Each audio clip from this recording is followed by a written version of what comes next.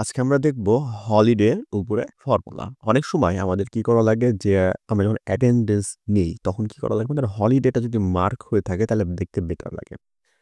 যেমন ধরেন এখানে আমার শুধু ফ্রাইডে গুলো কি আছে মার্ক হয়ে আছে। আমি চাচ্ছি যে আনুষ্ঠানিক যে বন্ধগুলো আছে যেমন পয়লা বৈশাখের বন্ধ হতে পারে, সেটা ঈদের বন্ধ হতে পারে। আনুষ্ঠানিক যে বন্ধগুলো আছে সেই বন্ধগুলোর দিনও কি হবে এরকম মার্ক হয়ে থাকবে, লাল হয়ে থাকবে পুরো রোটা। তারপর কলামটা কি হবে লাল হয়ে থাকবে। সেইটা আমরা কিভাবে করতে পারি সেটা আজকে আমরা দেখব। তাহলে এইটা কিন্তু অবশ্যই কি করতে হবে কন্ডিশনে দিতে হবে, ঠিক আছে? যদি দেখেন কি আমরা যদি ফ্রাইডের ফর্মুলাটা আপনাকে দেখাই, যে আমরা ফ্রাইডের ফর্মুলাতে যাচ্ছি, এখান থেকে কন্ডিশনে চলে গেলাম। এখান থেকে ২ টা ফর্মুলা ইউজ করা আছে। এখানে এটা হচ্ছে ফ্রাইডের ফর্মুলা যেহেতু রেড কালার। এখান থেকে আমরা ফর্মুলা ইউজ করে দিয়েছি। সেজন্য কি আসতেছে যে পটা কি আসছে মার্ক হয়ে আসতেছে। এখন যদি আমরা ফর্মুলাটা ডিলিট করে দেই, যে আমরা কি করলাম এটাকে ডিলিট করে দিলাম। যদি অ্যাপ্লাই দিই তাহলে দেখেন কি আমার ফর্মুলাটা কিন্তু আর নাই। এখন আমরা কি করব, এইখানে হলিডের ফর্মুলাটা ইউজ করব এবং কি পরে আমরা ফ্রাইডের ফর্মুলাটা আপনাকে দেখায় দিচ্ছি, বা দুইটা একসাথে কিভাবে ইউজ করবেন সেটা আমরা দেখায় দিব। তো অ্যাট ফার্স্ট আমরা একটা ফর্মুলাটা বুঝে নিই। ফর্মুলাটা হবে এমন, এখানে ৪টা খণ্ড আছে বা ৪টা অংশ আছে। যদি ৪টা অংশ আপনি খুব সহজভাবে বুঝতে পারেন তাহলে কি হবে না, ফর্মুলাটা ব্যবহার করতে আপনার কোনো সমস্যা হবে না। প্রথম অংশটা কি আছে, ইফ কাউন্ট ইফ, অর্থাৎ কি এখানে আমরা গণনা করব সেই জন্য কি করছি কাউন্টের সূত্রটা ইউজ করছি আমরা। এখানে কি বললাম আমরা কাউন্টের সূত্রটা ইউজ করলাম। এরপরে ব্র্যাকেট অন করছি। ব্র্যাকেট অন করার পর আমার যেই ঘরে হলিডে গুলো থাকবে, অর্থাৎ কি হলিডের তারিখগুলো দেওয়া থাকবে সেটা আমরা সিলেক্ট করব। যেমন ধরেন আমি এখানে হলিডের তারিখগুলো দিয়ে রাখছি, তাহলে কি করব এই তারিখগুলো আমরা সিলেক্ট করে দেব, ঠিক আছে? এরপরে কি করতে হবে, কমা দিয়ে বলতে হবে যে এই ঘর থেকে শুরু হচ্ছে, ঠিক আছে? আমি যে ঘর থেকে ফর্মুলা শুরু করতে চাচ্ছি সেই ঘর থেকে কি হবে ফর্মুলাটা শুরু হবে।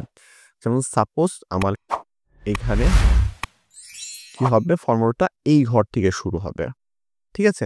তাহলে এইখানে কি হবে এই ঘরের নামটা হবে, ঠিক আছে? এখানে বলতেছে যদি 0 থেকে বড় হয়, এই যে আমরা ব্র্যাকেট দিয়ে আটকাইছি, যদি এটা কি হয় 0 থেকে বড় হয় তাহলে কি হবে সেটা হলিডে হবে। অর্থাৎ কি এখানে ট্রু আর ফলস, যে আপনার যদি এইখানে মিলে যায়, এটার সাথে মিলে যায় তাহলে কি করবে সে 1 কাউন্ট করবে বা ট্রু হবে। যদি ট্রু হয় তাহলে কি করবে সে এখানে রেড মার্ক দেখাবে। আর যদি সে এখানে আপনার না পায় তাহলে তো 0, যদি পায় তাহলে 1 পাচ্ছে, কারণ একবার পাবে শুধু কি করছে 1 পাচ্ছে সে। তাই সে কি করবে 1 পাইলে দেখাবে কি সেটা শো করবে, অর্থাৎ রেড মার্ক বা হাইলাইট করে দিবে।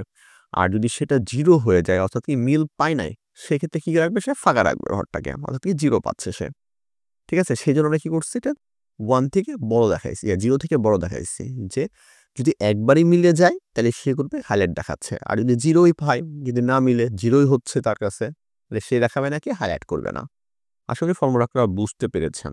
এখন যদি আমরা ফর্মুলাটা ব্যবহার করি, আমি এখান থেকে কপি করে নিচ্ছি ফর্মুলাটাকে। আমি যদি আরো ডিটেলসে দেখাই আপনাদেরকে, এখানে আমি পুরো ফর্মুলা ব্যাখ্যাটা দিয়ে রাখছি। যে হলিডে, এখানে হলিডের জন্য আমরা করছি, এখানে টু শিটে কি আছে সেই জিনিসটা আছে। ডলার কেন ইউজ করছি সেটা ফিক্সড করার জন্য ইউজ করছি। অ্যাটেন্ডেন্স শিটের কি আছে, এই কলাম থেকে কি হবে হেড শুরু হবে আর কি, ঠিক আছে? তারপরে এখান থেকে তারিখ শুরু হবে, যদি থাকে কি বলছে হলিডে লিস্টে যদি B1 এর তারিখটা থাকে তাহলে সে কি করবে 1 কাউন্ট করবে বা তার বেশি সে কাউন্ট করবে, ঠিক আছে?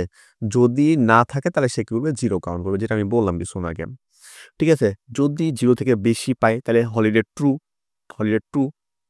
শুধু কি করবে সে সেটা এখানে দেখাবে।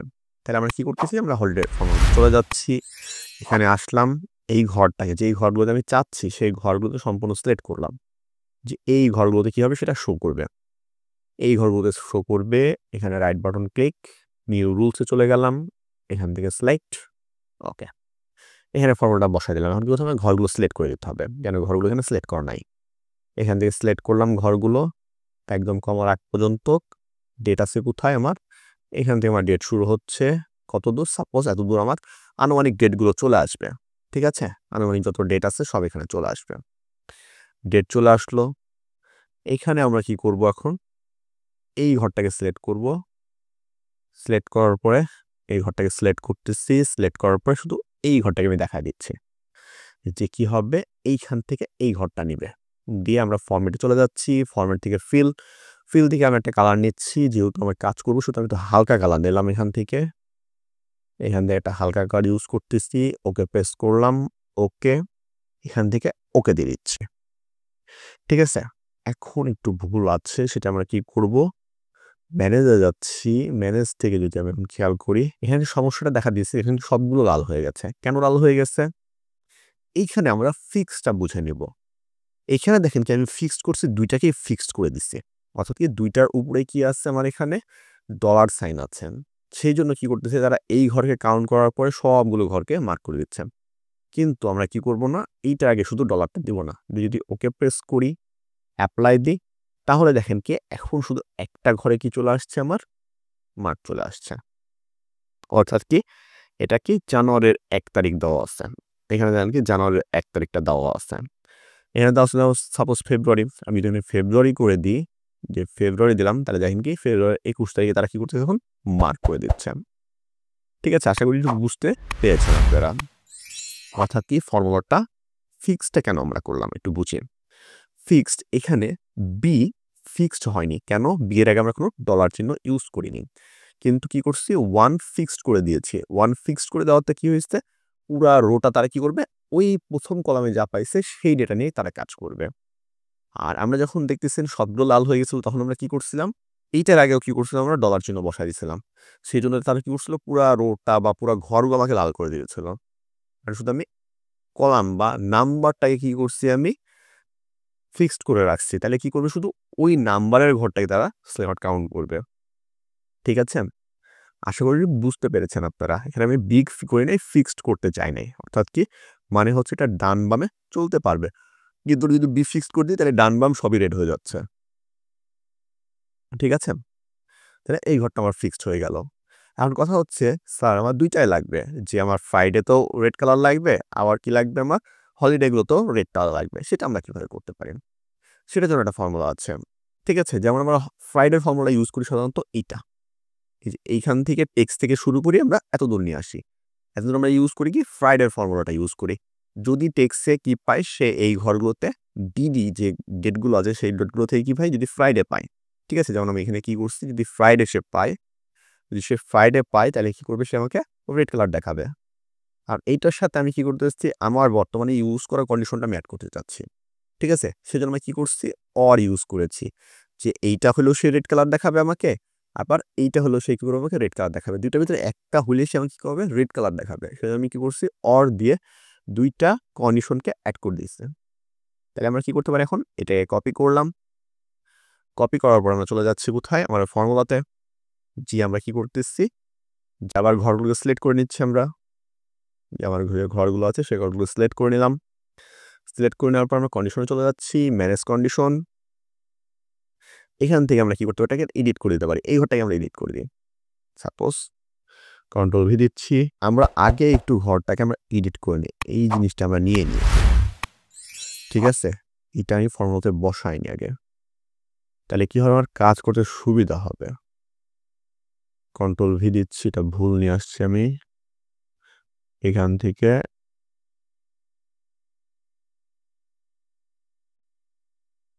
এতদূর কপি করলাম, এবং কি এইখান থেকে আমি এখানে এটাকে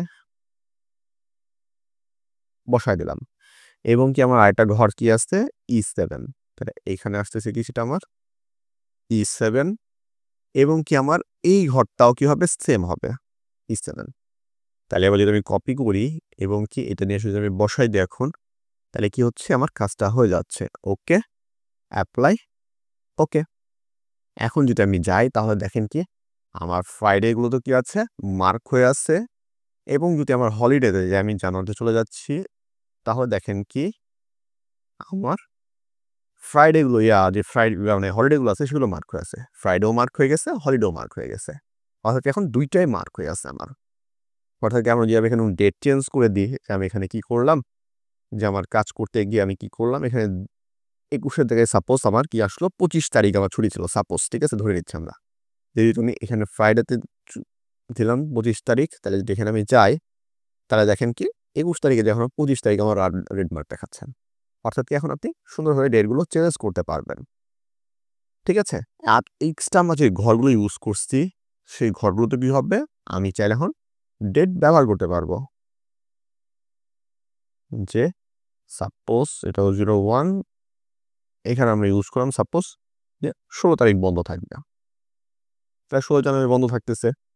তাহলে যদি আমি এখন দেখি একটু কি চলে যাচ্ছে আমার এখানে, যে 16 জানুয়ারিও বন্ধ দেখাচ্ছে। ঠিক আছে, আসলে কি আমরা যেহেতু এত দূর ঘর ইউজ করেছি, আপনার যে হলিডে ধরেন অ্যাড করতেছেন, আপনি কোনো কারণবশত হলিডে দিচ্ছেন, ঠিক আছে, সেগুলো আপনি শুধু লিখে দিলে কি হবে, ওইখানে ওরা কাউন্ট করে নেবে। ঠিক আছে, আশা করি বুঝতে পেরেছেন যে হলিডে কীভাবে আমরা ইউজ করলাম। এরপর যদি আপনার কোনো প্রশ্ন থাকে সেটা আমাদের কমেন্টে জানাবেন, সেটা সলিউশন দেওয়ার চেষ্টা করবো ইনশাল্লাহ। তাহলে আজকের ক্লাস অবধি, পরবর্তী ক্লাস পর্যন্ত সুস্থ থাকবেন, ভালো থাকবেন এবং আমাদের জন্য দোয়া করবেন। আসসালামু আলাইকুম।